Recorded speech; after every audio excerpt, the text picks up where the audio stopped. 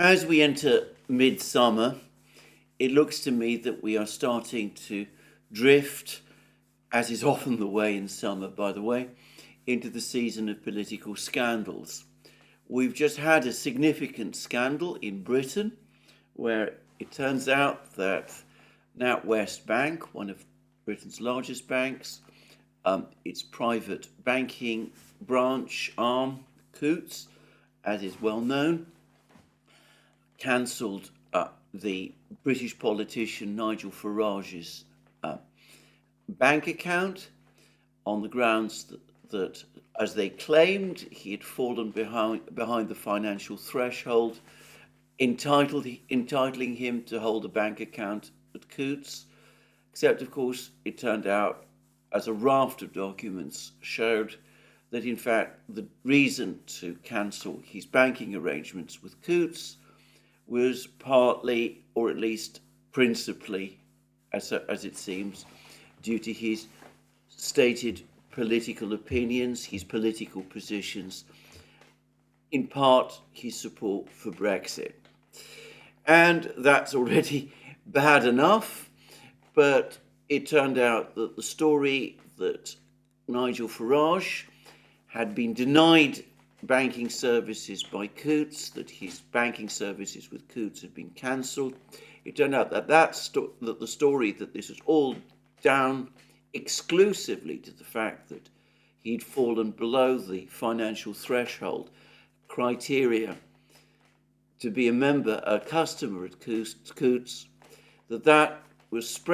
that story was spread by no less a person than the director of NatWest Bank, I think I'm right in saying Britain's biggest bank, in a meeting she had with a journalist from the BBC.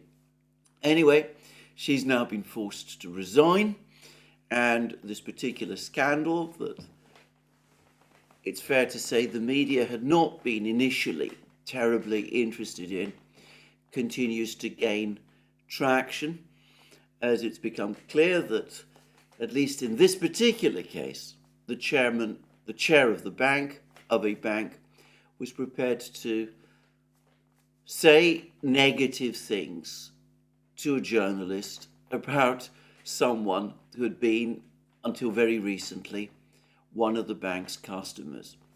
Anyway, I suspect this scandal still has some way to go, and we'll be hearing a great deal more about it over the next couple of days. Anyway, that's in Britain. There's potentially, or so it seems to me, a much bigger scandal now starting to cohere in the United States. I take my cue here from Jonathan Turley, a professor of constitutional law at George Washington University, who writes Res Ipsa Loquitur, one of the best blogs that I'm aware of, that I'm familiar with, about legal matters in the United States.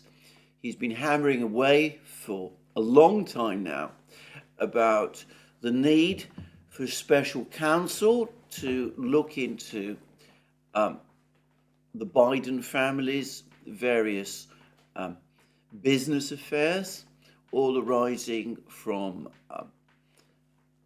revelations in a certain laptop, but which have now spread with all kinds of witness testimony coming forward. It seems there's been a great deal more testimony and some more evidence about this being provided to Congress in congressional hearings. I suspect that the demands for appointment of special counsel are going to increase, and there's now apparently serious talk in the House amongst House Republicans, who are of course the majority, about starting impeachment proceedings against the President of the United States.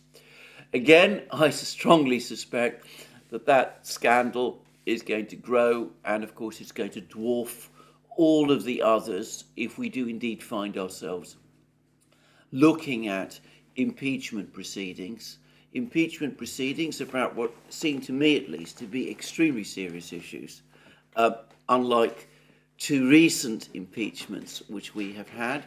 Anyway, it seems to me that this is probably going to overshadow all of the other scandals and might indeed have a determinative effect on the election outcome in the United States next year. So that's one big scandal underway. And I suspect that actually there's a third scandal looming on the horizon.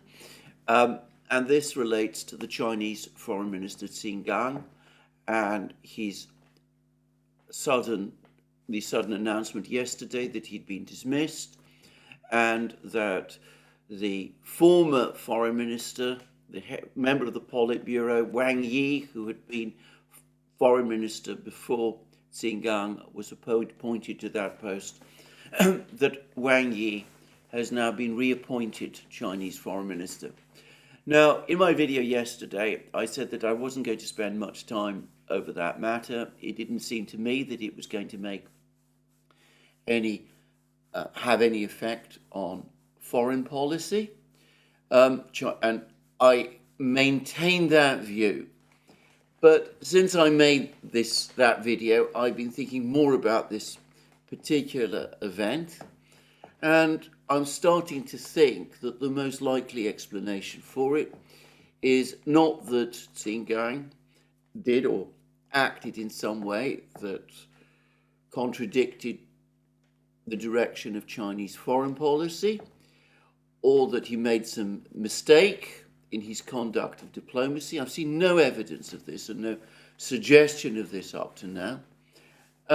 And in addition, it doesn't seem to me to have any sign of a power struggle about it. Power struggles in the Chinese political system, it seems to me, are very rare nowadays, and my own view is that President Xi Jinping is in full control of the Chinese government.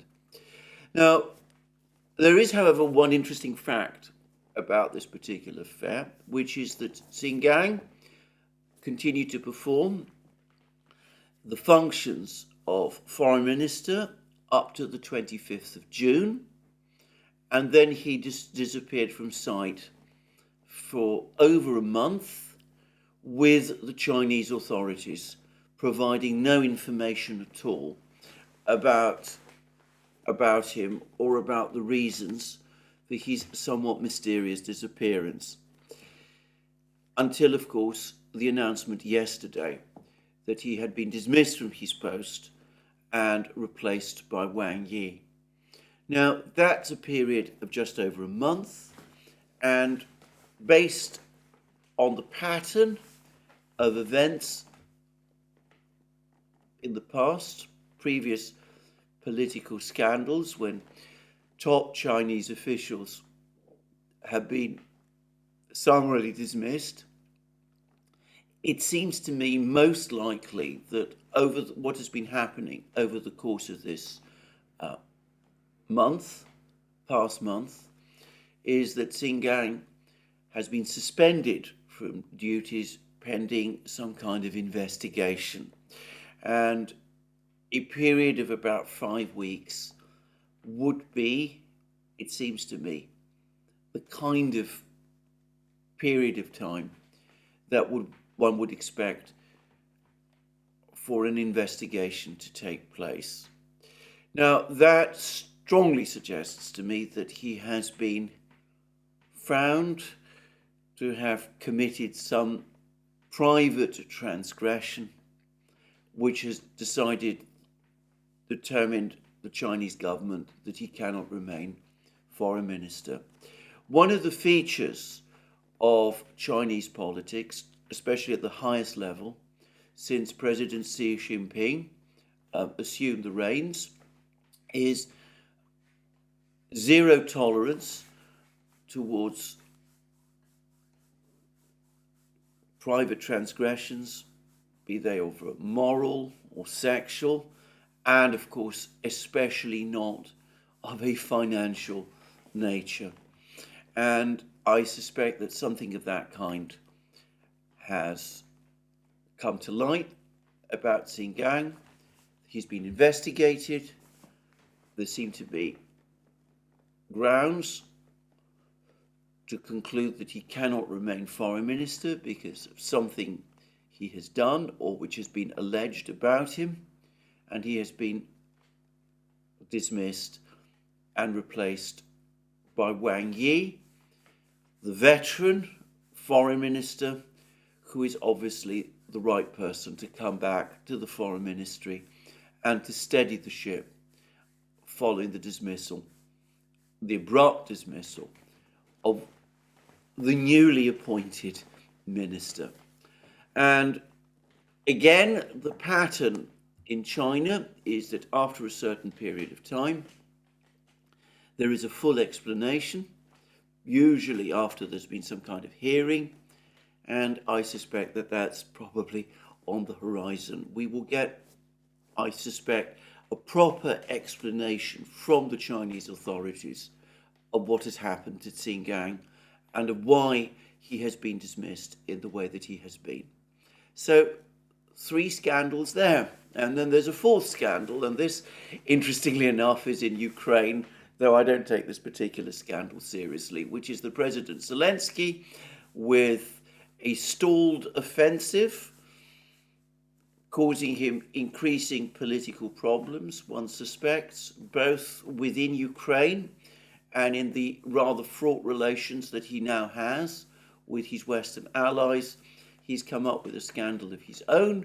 Somebody who has been involved in the mobilization process in Ukraine is now being accused of corruption, and there's apparently another official being accused of corruption as well.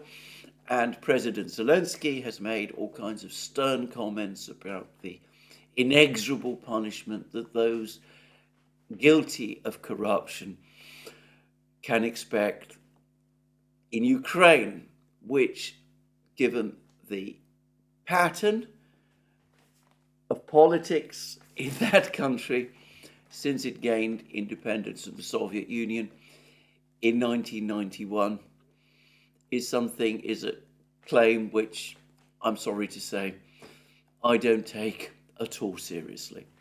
Anyway, corruption scandals and also major political events.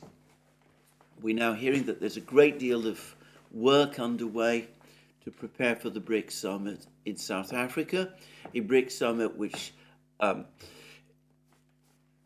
Putin himself will not be attending. He will be represented by his foreign minister, Sergei Lavrov, but he will be communicating, he will be participating via video conference facilities. And the word is that the BRICS summit is not going to be introducing new members at this particular meeting, except possibly Saudi Arabia, we shall see, but that the priority will be to get the new BRICS payment system up and running, or at least working towards that end. And it's now becoming increasingly clear that what is being discussed is not so much a reserve currency operating like the dollar and in direct rivalry to it. Rather, it is an accounting system operated by a bank, the BRICS Bank, the new development bank, backed by gold, whereby funds will be moved around between countries, or at least assigned units, if you like, drawing rights at this bank will be moved around between various countries in accordance with the trade patterns that take place between them. And in other words, a structure very similar to the kind of structure that John Maynard Keynes, the British economist, initially recommended at the time of the Bretton Woods Conference in 1944, but one which was, by the way, only partially adopted. So that seems to be the emerging structure that the BRICS states are moving towards. I remain of the view that they will eventually, that all of this will eventually evolve into some kind of actual reserve currency. But it's widely understood that this is not possible at the present time. Trade movements between these countries are not yet large enough or developed enough to make that a sustainable project at the present time. Anyway, this is going to be a complex arrangement. We will see what comes out of the BRICS summit, but that does seem to be in preparation and is now moving forward earnestly.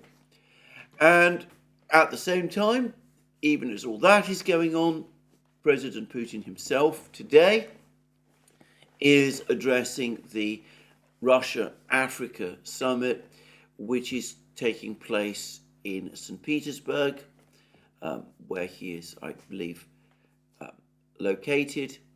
And we'll no doubt be hearing a great deal more about this. The Kremlin has already published President Putin's address, and we'll see what comes of it.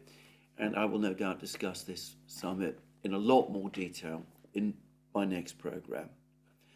And last but not least, we've had some discussions about the economic situation, both in the West and in Russia, and by the way, in China too. In China, it's now clear that the Chinese government seems to be heading towards a major reflation program. They're unhappy by the rate of growth that the Chinese economy has achieved up to this point this year. They complain about the headwinds. I've discussed this before, the fact that parts of the Western economies, some of the Western economies appear to be slipping into recession. There's talk that this is now affecting Chinese trade with some of these countries, especially Europe, but also the United States, where Chinese-American trade has sharply declined from the record levels achieved last year, an important indicator in itself, and one which suggests a probable contraction in the US economy next year. Anyway, Chinese trade is apparently increasingly being reoriented towards new trading partners. Russian-Chinese trade is now expanding extremely rapidly, and as I understand it, Russia is now China's fourth biggest trading partner, which is a remarkable increase in a very short time. And when I say that it's the fourth biggest trading partner that China has, that perhaps underestimates the scale, because it's growing. Chinese-Russian trade is growing at double-digit levels and looks set to continue to do that moving forward.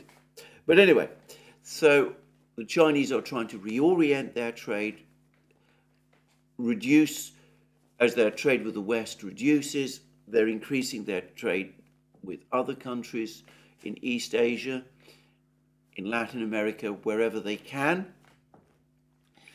And at the same time, it seems to me that they're likely to move forward with a big domestic stimulus, which, if it does get the Chinese economy moving faster, by the way, might have an impact on energy and food prices, both of which seem to be pushing upwards.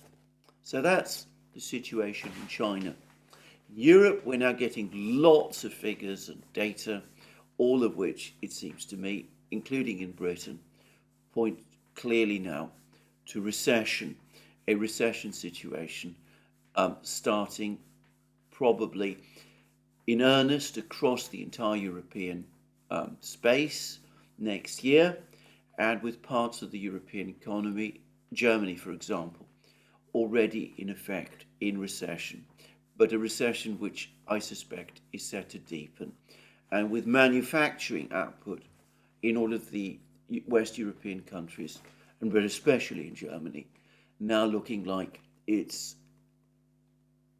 very much in decline. The United States, things do seem better, but we've had a rather interesting article in the Financial Times by Edward Luce, huge supporter up to now of President Biden and his policies. The article goes, its title is America's Feel Bad Biden Boom. Feel Bad Biden Boom. And the point that Edward Luce is making is that though since President Biden became president, the figures might lead one to think that all is well with the American economy, that growth has been strong, that unemployment has been low. The reality is that for most Americans, the time of President Biden's presidency has been one of declining real wages, that real incomes in the United States are falling, partly because of inflation, the very high inflation that took place in the first year and a half of his presidency, which Edward Luce, by the way, now acknowledges was partly driven by massive overspending by the administration in its first year, but also, importantly, this decline in real wages by relentless growth, tightening of monetary policy, as the US Federal Reserve Board pushes up interest rates, trying to bring the inflation genie that was let loose back under control. And it's clear that the Federal Reserve Board is still looking to increase interest rates despite the fall in the headline inflation rate to just 3%. So a feel-bad boom in the United States, possibilities of recession next year, and Edward Luce all but acknowledges that if that were to happen, the president's prospects of re-election, putting aside the political scandals that might soon engulf him, which I discussed earlier, that all that might become very difficult. His prospects of re-election might become very difficult indeed. And lastly, Russia. And here the picture is different. President Putin has had another meeting with his economics team. He's again come up with all sorts of important statistics. The IMF yesterday confirmed that an upgrade in Russia's expected growth rate this year. It now expects Russian growth rate to be around 1.5% this year. It had previously estimated that it would be 0.7%, so it's in effect doubled the rate of growth of the Russian economy. The Russian government itself is projecting growth at above 2%, completely erasing the effects of last year's recession, a recession caused artificially as a result of the sanctions that were imposed on Russia last year. But anyway, a strong rebound by the Russian economy, led by manufacturing and agriculture, spreading to the service economy, and now being reinforced by a surge in consumer demand. And I saw some figures. Just yesterday, I saw that manufacturing output in Moscow has increased around 10% year on year since last year. Well, last year, of course, was the recession period, so that's not quite as impressive as it sounds, but it is nonetheless strong growth overall. Nonetheless, Putin said that he agrees with the central bank's view that there is now real danger of the economy overheating, leading to higher inflation, and he supports, therefore, the central bank's decision to raise interest rates by 1% in order to try to cool the economy down. Perhaps the most interesting statistic, at least it's a historical statistic in some ways, but the most interesting statistic for me was certain observations that Putin made about the state of the budget deficit, Russia's budget deficit. This was a topic that provoked a huge amount of commentary at the start of this year, when Russia ran a budget deficit of $25 billion in January. And this was shortly after the Western powers, the G7, announced their cap on Russian oil prices. And lots of people were again excitedly saying that this proved the effectiveness of the cap and that Russia would rapidly run out of money. I made my own disagreement with this view clear at the time. Well, we've now had more figures about the state of the deficit. It seems that the overall deficit for the first half of 2023 came to $30 billion, and the deficit in the second quarter came to about $5 billion. And as Putin has pointed out, that means that the budget deficit is significantly below 2% of GDP. Now, there are some mysteries in these figures, because if we have a deficit of $25 billion, then for the deficit overall to be $30 billion for the first half of the year, that would suggest that in some months budget revenues were in surplus. It's never been confirmed exactly what has been happening. I think it's much more likely that there's been a significant revision of the figures. But anyway, overall, it's clear that the budget crisis that some people were talking about in Russia at the start of the year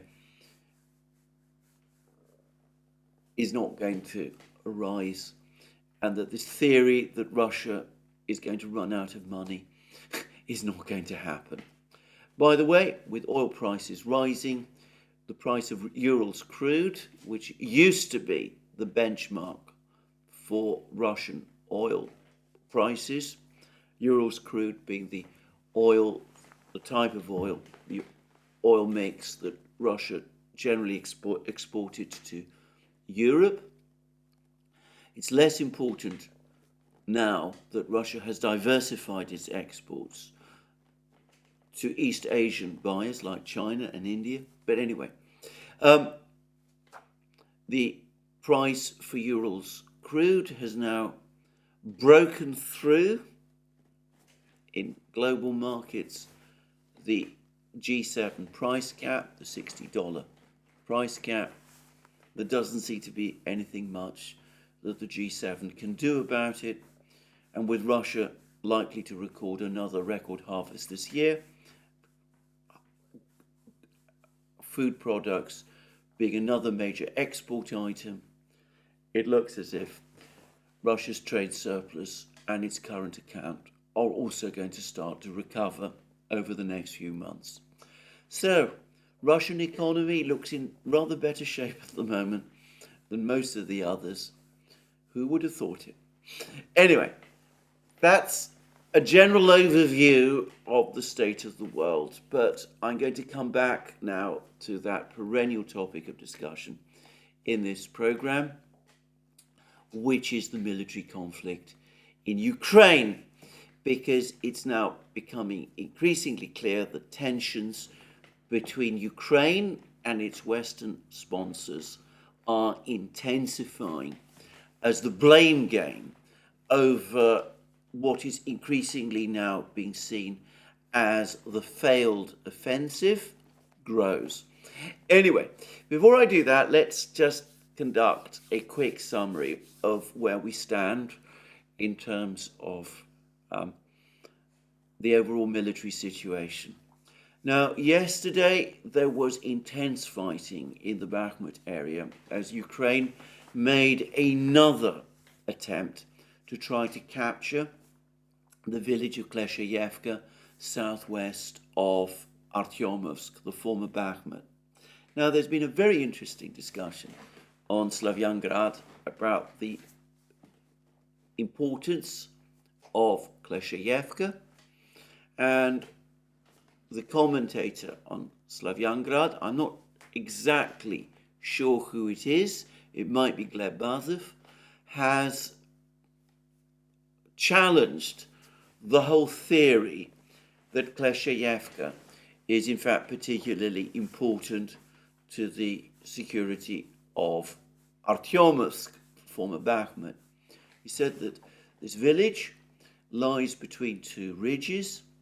Even if the Ukrainians are able to capture this village, their position in the village is going to be extremely vulnerable because the Russians have artillery positions to the east of it. And besides, it does not, in fact, enable Ukraine, capture this village does not, in fact, enable Ukraine to carry out particular advances either towards Artyomovsk or further east, and it certainly does not put the Ukrainian military in a position where they could seriously threaten road communications to Russian road communications to Bakhmut, and the whole theory, the whole premise that the road between Artyomovsk and Donetsk city might come into jeopardy, and that might affect Russian logistics in Artyomovsk is wrong, because in fact Russian supplies don't come to Artyomovsk across this particular road, but, as has always seemed to me, by the way, more logical, from roads further east leading to the city, the town of Popasnaya, east of Artyomovsk, which is of course firmly under Russian control and which is protected by that dense belt of fortifications and minefields that the Russians have created right across the entire front lines, but which were never extended to encompass the Bakhmut area because of the very recent way, the recent recovery, the capture of Bakhmut by the Russians, which happened too soon before the Ukrainian offensive for proper fortified lines to be created. Now, there's been another commentary on Slavyangrad. Slavyangrad is full of very insightful and interesting commentaries, which has looked at the whole situation in the Bakhmut area and has said that, in fact, some of the problems that the Russians have had in this area are explicable in part by the way that Bakhmut was captured. Firstly, the Wagner forces consider themselves as an assault force. They never really considered the need to build fortified positions in the places that they captured. They had a particularly dismissive view about the need to create trenches. And so when they pulled out of Artyomovsk shortly after the town was captured, they left the whole area completely unfortified, leaving the Russian army that took over very little time to create fortified lines. And this commentator, who again I don't know who he is, but he could be like Gleb Bazov again, he reads a bit like him. This was all compounded by the fact that, in a sense, Wagner left the whole operation in Artyomovsk incomplete. They didn't push forward westward. They didn't capture Khromovo and Ivanivska. They didn't push further still towards Chasov Yar. That would eventually have brought the Wagner forces and indeed the Russians to a river line, which would have created a better fortified line than the one that existed when Wagner vacated the scene in the days after Bakhmut's capture. Now, this commentator, whoever he is, doesn't address what might be a suspicion that some people might have, that perhaps over and above the fact that Wagner probably did need time to recuperate and recover in the rear, but perhaps one reason why Prigozhin in particular was so keen to pull the Wagner forces out of, well, shall we call it the Bakhmut area, rather than push on towards Chasov Yar, capturing Khromovo, Ivanivska, and all of those places, and establishing a stable defense line, was that he was already starting to think about a possible challenge to the leadership of the Russian Defense Ministry, and that he would not have been entirely sorry, given that that was increasingly becoming his priority, if the defense lines around Artyomovsk collapsed in Wagner's absence. Now, that is a troubling thought. I don't know that it's true. I can't enter into Prigozhin's mind. But frankly, judging by all that I've seen of him since then, it would not surprise me.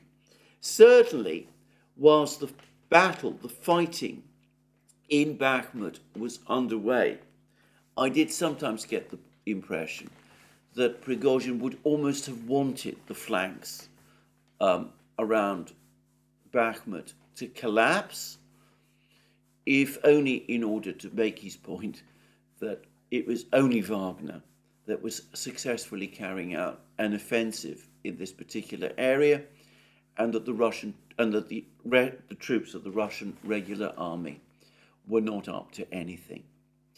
Anyway, these commentaries in Slavyangrad have said that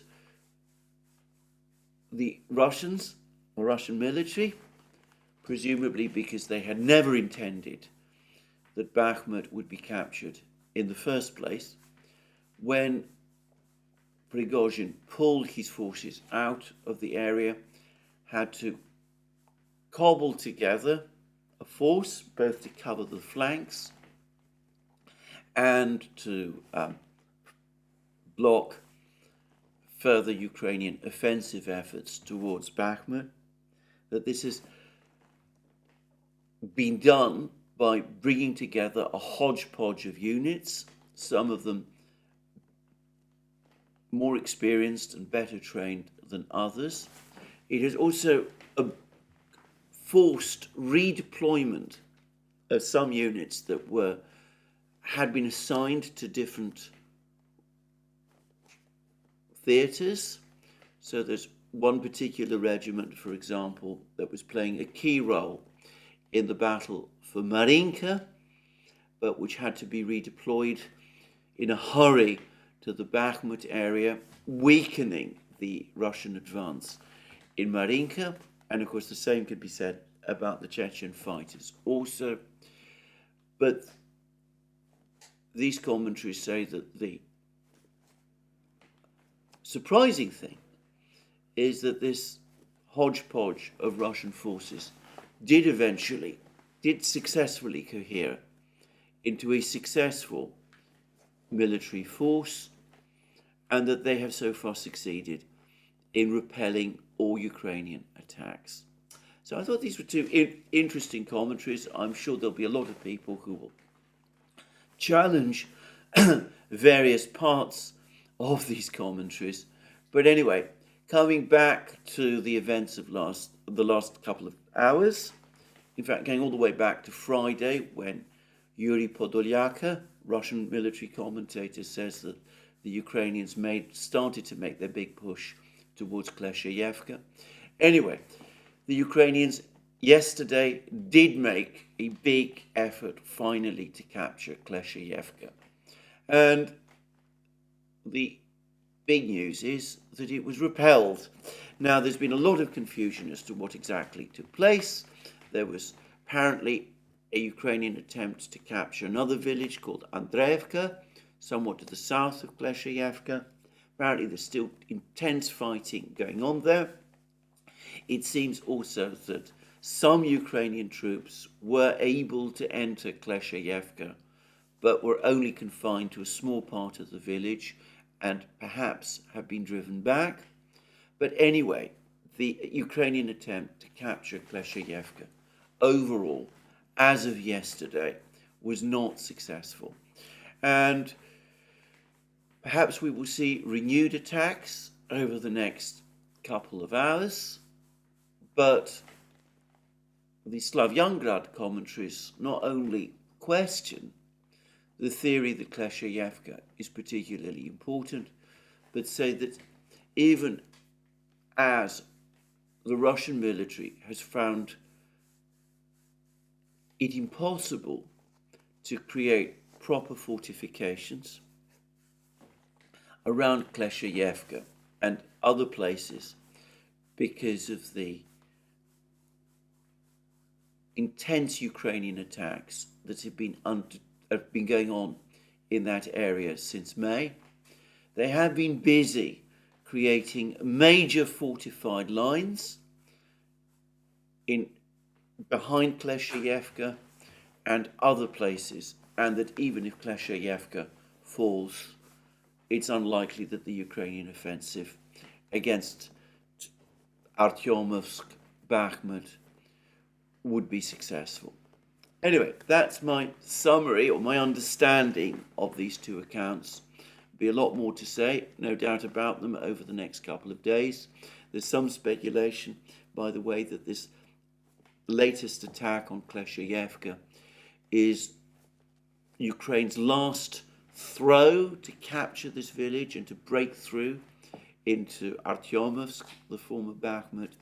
We shall see. But anyway, very intense fighting took place yesterday, but ultimately the attack towards Kleshchevka was brought to a stop.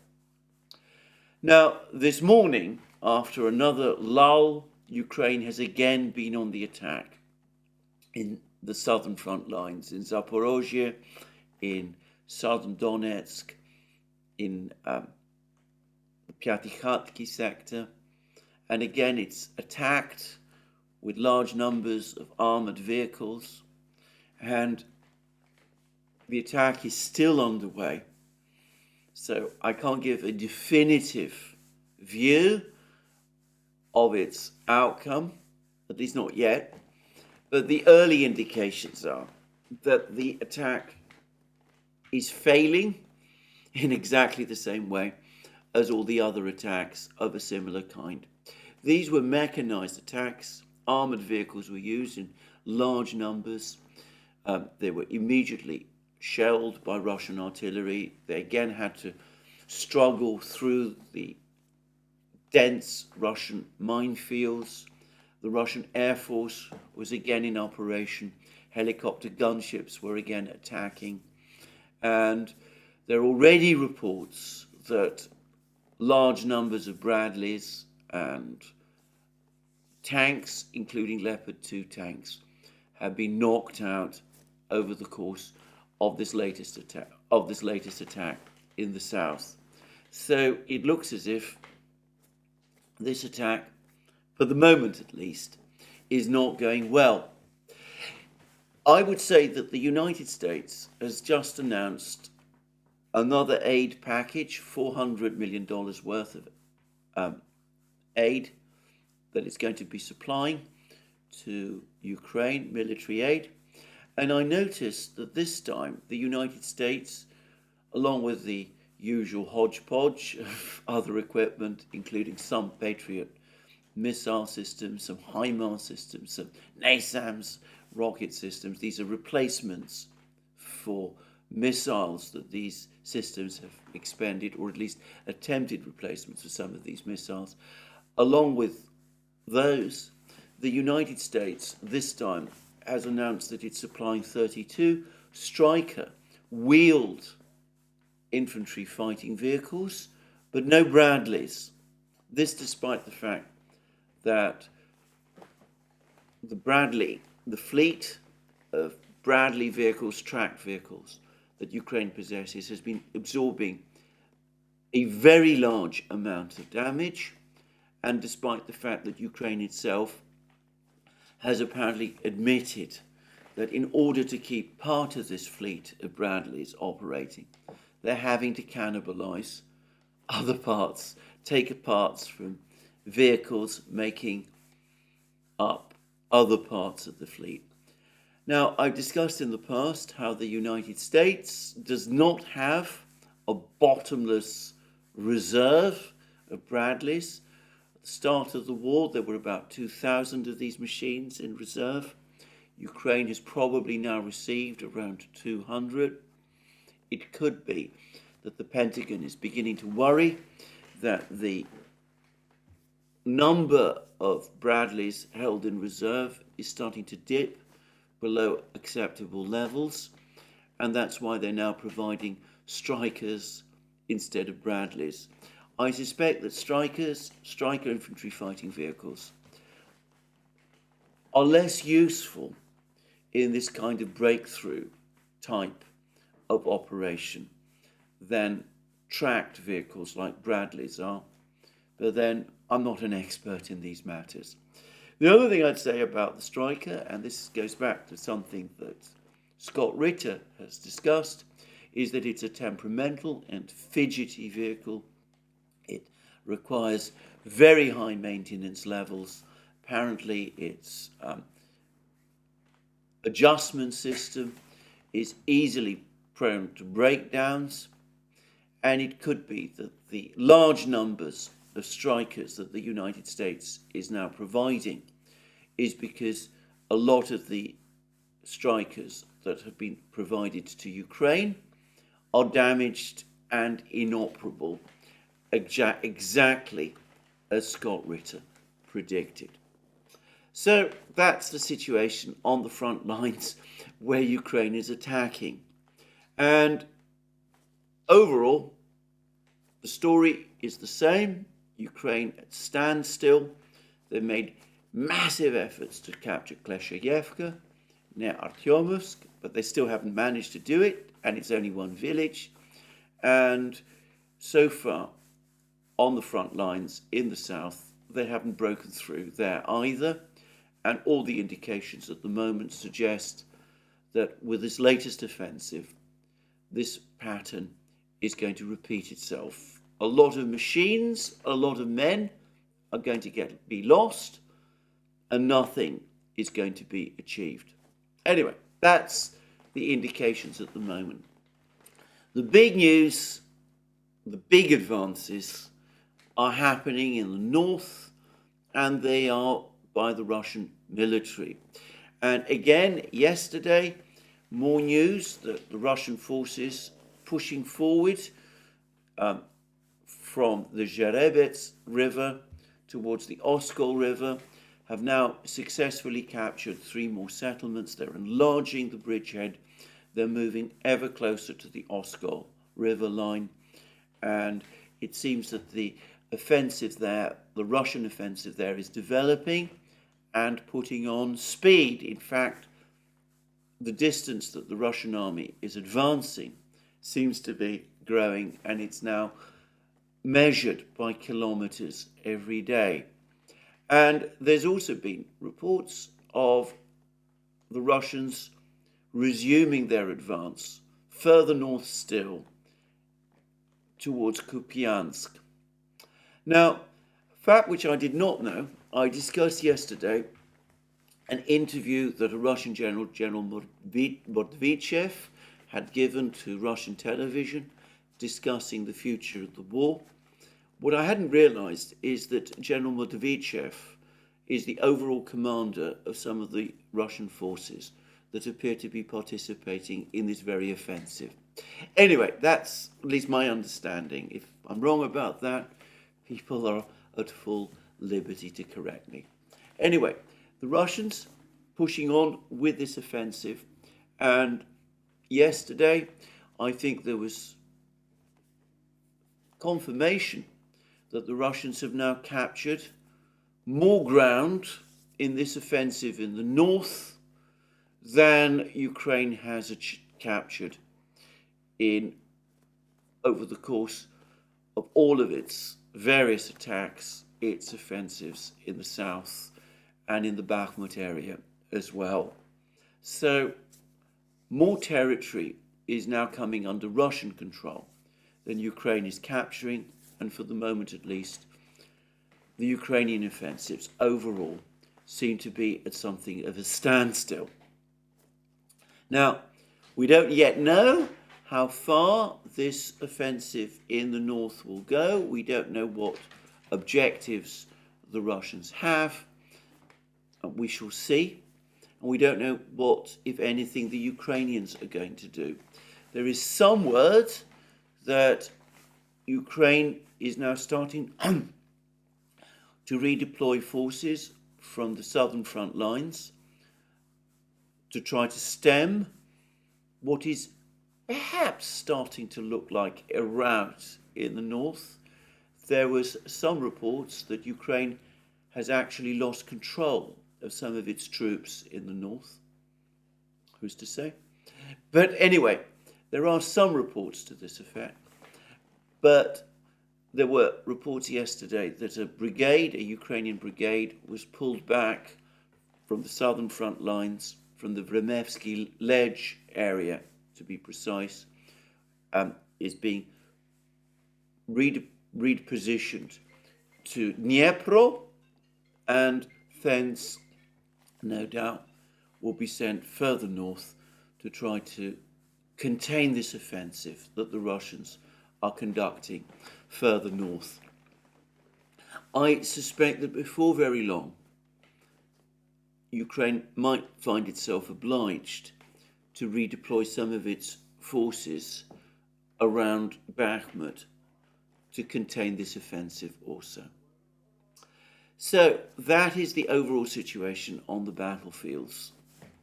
Intense fighting in General Syrskyi's offensive to try to recapture Bakhmut. In my opinion, a fool's errand, but something that he seems determined to try to do. And latest reports suggest, despite the latest Ukrainian attacks, a continued standstill in the south, even as the Russian army increases the tempo of its offensive in the north. Overall, a most unsatisfactory situation for Ukraine and for its Western sponsors as well. Now, this brings me back to the point about the blame game that is now underway between Ukraine and its Western sponsors. First of all, I should say that there's been another article, I believe in the Wall Street Journal, in which it spoke about the fact that the Biden administration is becoming increasingly concerned about the slow rate of Ukraine's offensive. It's worrying that this is causing the United States, or rather to be more precise, the administration, potential political harm going into the election year, the prospect of putting Ukraine in a position, supposedly, where it is in a strong position to negotiate with the Russians, that is now starting to melt away. There is considerable worry about this, and of course, the fear of another debacle, similar to the debacle that took place in Afghanistan, is probably there at the back of everybody's mind, even if they can't quite bring themselves to admit it. Note that for the moment, there is still no suggestion of a serious diplomatic effort to engage the Russians and to try to find some kind of diplomatic way out that would at least bring the fighting to an end. So, worries on the part of the United States.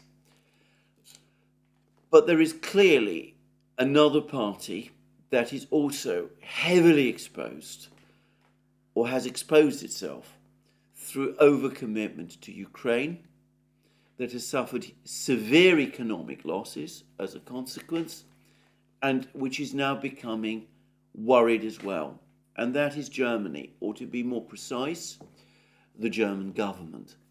And here I should say that the political cost of the conflict in Ukraine is already becoming increasingly apparent.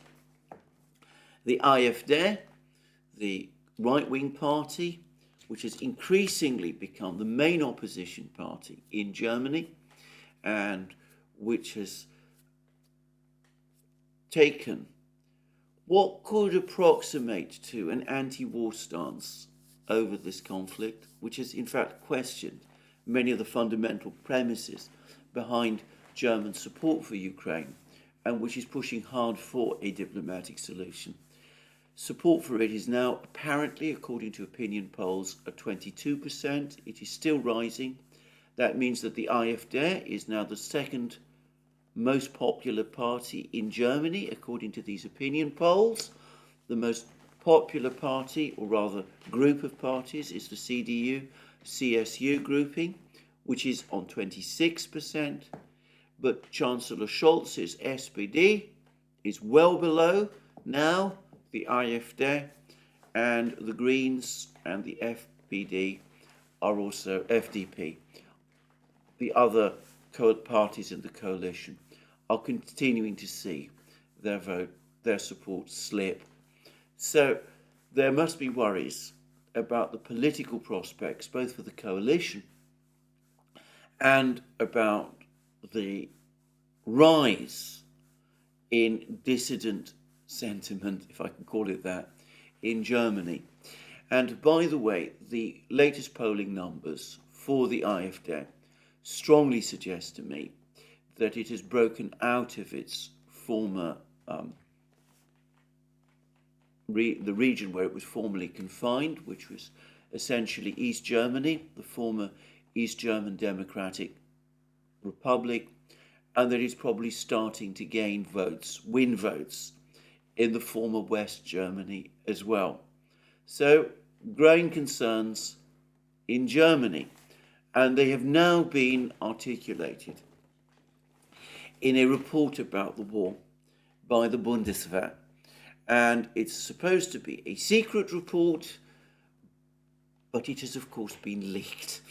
And it has been leaked in Germany, and one wonders by whom and for what purpose. And I can't myself doubt that this was a deliberate leak, obviously a deliberate leak, but one probably authorized by high up in the German military. The fact that parts of the German military have been skeptical about this whole Ukrainian adventure is hardly a secret. I've discussed public comments expressing skepticism made by retired German generals who've spoken to the media about their concerns. Anyway, we now have an entire assessment of the state of the offensive by the German military. It's meant to be secret, but it's now been leaked. And I'm going to give an account of it from the Daily Telegraph in Britain. And it reads as follows. I'm not going to read the entire article again because it's behind a paywall. But it says Ukraine's counteroffensive is failing to make progress because its army is not fully implementing the training it has received from the West, according to a leaked German intelligence assessment. Kiev is spreading its troops out too thinly across the 1,000-kilometer front line and attacking in units composed of too few soldiers, according to the confidential document obtained by the German Bild newspaper. Ukrainian soldiers trained by the West are showing great learning success, but they are let down by commanders who have not been through the boot camps. In other words, they have not received training in the West. The Ukrainian military favors promoting soldiers with combat experience over those who have received NATO standard instruction. Commanders can therefore show considerable deficiencies in leadership, which leads to wrong and dangerous decisions. The article then goes on to say that relying upon men with combat experience as opposed to men who have been trained is often a mistake, because people with combat experience don't often understand what leadership and tactics are required. I have to say that I find that an absolutely bizarre formulation. I cannot imagine anything more demoralizing to Ukrainian officers, for example, who have been fighting in the battlefields, if their experience of actual combat is disregarded in favor of officers who may have no combat experience at all, but who have received a few weeks' training in the West. Quite apart from the fact that the entire premise seems to me to be wrong, the idea that you should favor people who've no experience over people who have experience, because some people have received a certain type of training and others haven't. Well, as I said, it leaves me speechless, and I'm not going to discuss that further. But anyway, the Bundeswehr assessment then goes on to say that Ukraine is sacrificing its advantage in manpower. Interesting that this says that Ukraine has an advantage in manpower. We're always told that the Ukrainians are outnumbered by the Russians, but the Bundeswehr, for the moment at least, seems to think otherwise. It says it's sacrificing its advantage in manpower by attacking in units of between 10 and 30 men, insufficient to break through Russian lines. It adds that the small unit sizes increase the risk of friendly fire and fail to group together enough Western-trained soldiers to be operationally effective. Now, I think this is actually entirely true, but it doesn't address certain fundamental problems which Ukraine obviously has. When Ukraine does try to send large numbers of troops to attack Russian positions in forces that are supported by large numbers of mechanized vehicles, tanks and such things, well, all that does on the pattern of the fighting up to this point is it exposes those armoured columns and those large numbers of troops to immediate Russian artillery strikes, airstrikes, and of course problems with the minefields. And we saw how in the first few weeks, when Ukraine did try to apply these tactics, according to the Russian Defense Ministry, there were days when Ukrainian losses were in excess of 1,000 men a day. Ukraine cannot afford, cannot sustain these types of losses. So sending small groups of men, penny packets towards the Russian defences does at least keep numbers of losses down up to a point. It does make for more difficult targets for the Russian artillery. It does mean that some of the tanks and armoured vehicles, of which, to be clear, Ukraine doesn't have vast numbers, and where the West's ability to keep replacing them is diminishing, well, it does at least husband those to a certain degree. Having said that, there is a point being made here, which is a valid point. Now, in the offensive in Kharkov last year, and to some extent in the offensive in Kherson last year, these Ukrainian attempts to attack with small units of 10 to 30 men, squad to platoon size, in other words, made a kind of sense. At that time, the Russian defense lines were thin and lightly defended. There were large spaces between Russian units. It was possible to infiltrate men through those spaces, and if enough of them did, if enough small units did, that could destabilize Russian defenses to some degree. And that did happen on a few occasions in the Kherson region, and it was what delivered Ukraine's success in its offensive in Kharkov region. It was a costly way of launching an offensive, but it did achieve a certain degree of success last year.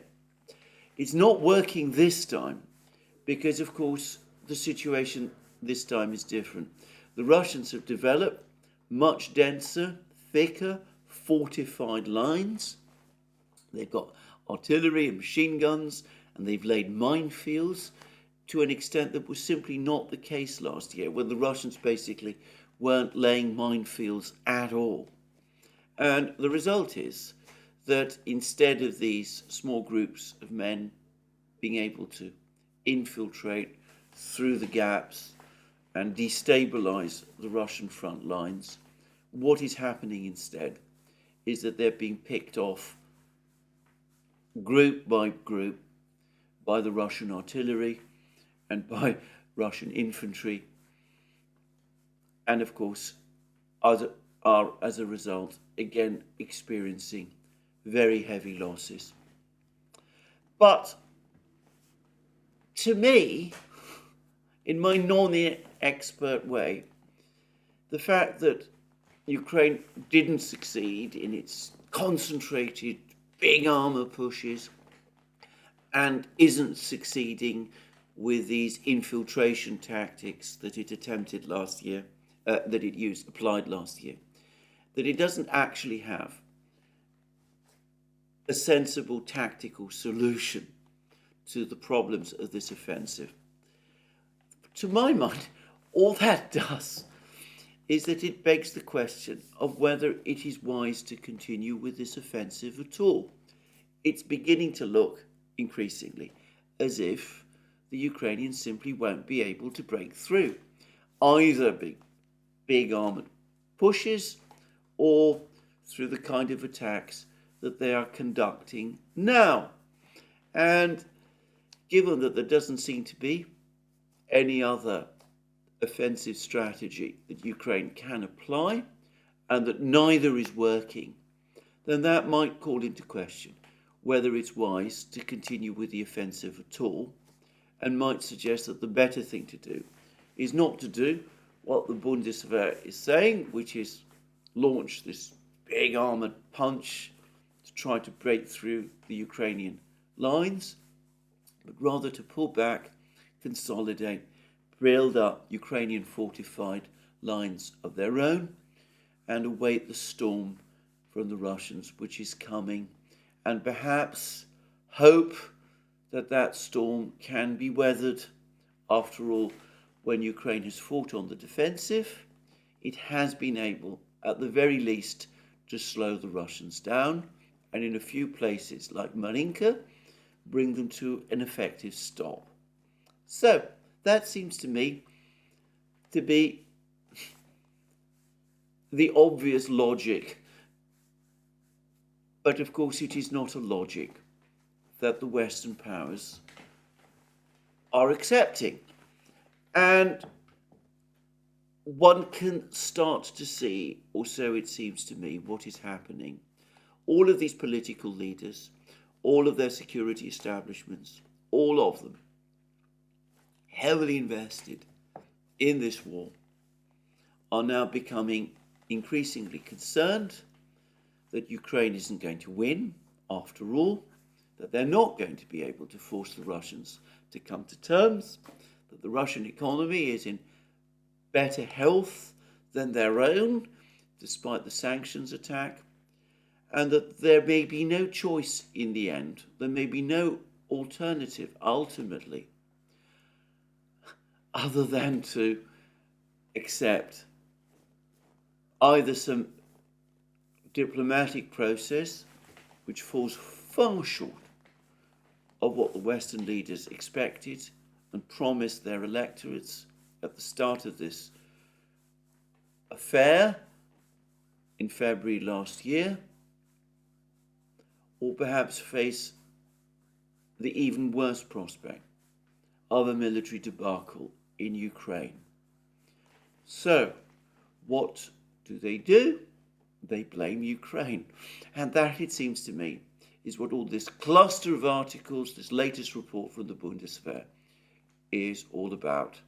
It's not because the West hasn't supplied enough weapons. It's not because the Russian army is too strong.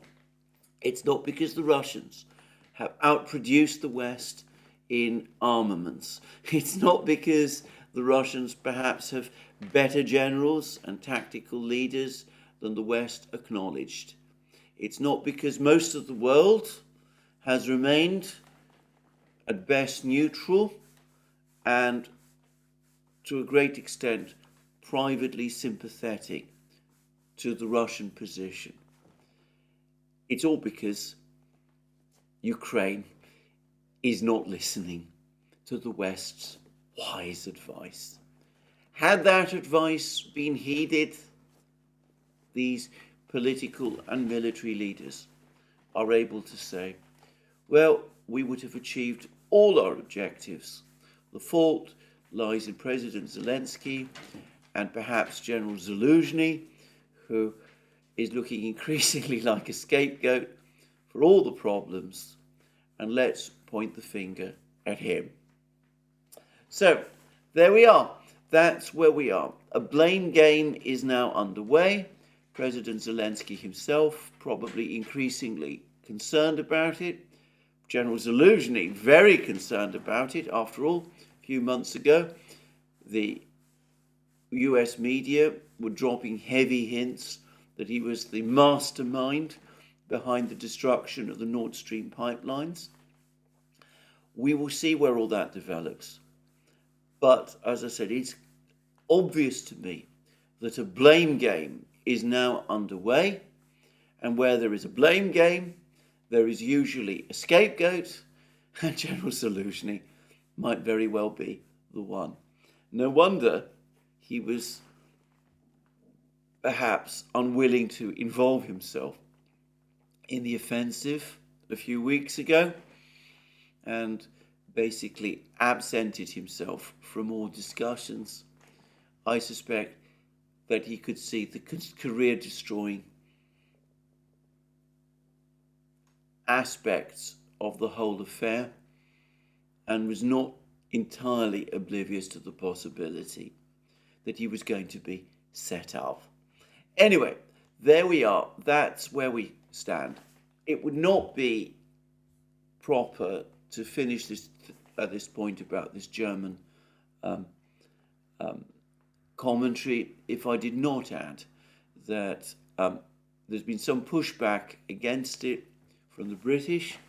Always Ukraine's most passionate supporters amongst the big Western powers. The British don't seem to be exactly arguing with any of the findings, if only because I suspect they too, before long, are going to say that the fault is entirely with Ukraine and with its military leaders. But they do say that it's improper at this time to criticize Ukraine because presumably that would undermine Ukraine's war effort.